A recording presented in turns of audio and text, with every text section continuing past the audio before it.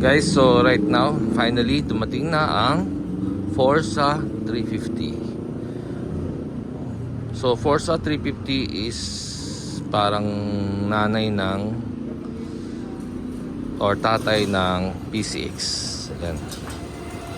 So, LED, daytime running light. Ayan po. So, ang gulong niya is size 15.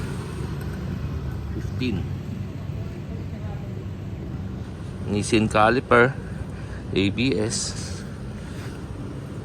So, first impression ko, napakaganda ng suspension, ang baba ng ride, ang liit ng motor, ang laki ng space dito. Hindi katulad ng X-Town, parang tinutulak ka. My height is 5'7". So, napakagandang motor. Finally, dumating na rin sa Pilipinas. Ito po. Ang umuusok pa kasi kakadating lang yan eh. So, ayan pa lang ang tinatakbo. 4.4 kilometer. Sana makita nyo. Ayan ang instrumentation niya. So, ang advantage nito is itong advantage. Ang isang description is yung electric visor. Yeah. So, ang SRP nito is hindi ko pa alam eh. Okay. Suspension niya maganda, dalawa sa likod. Then yung radiator niya nasa harap. Okay.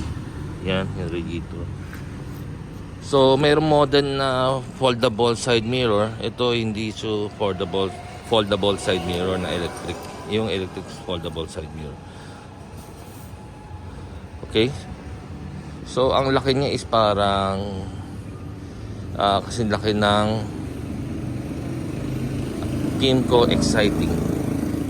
So, ito ay 350cc.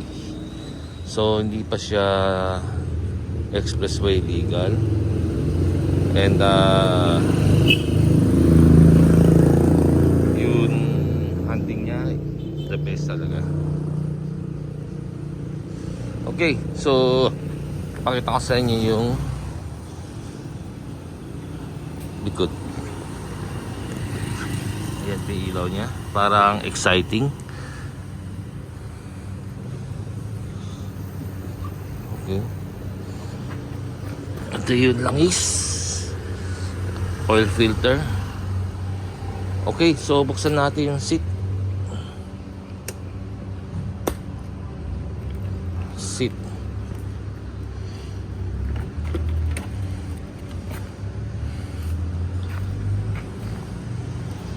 Okay, yan po yung seat. Meron siyang partition.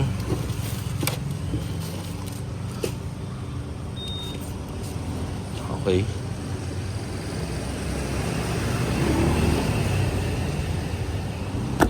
So sa ibang bansa ang tawag dito is NSS 350. Pero sa atin is Forza. Thailand is Forza. Ayan. Napakaganda. So kulang lang po sa linis. Palilinis natin, then gagawa tayo ng another review, riding impression. Okay, thank you po.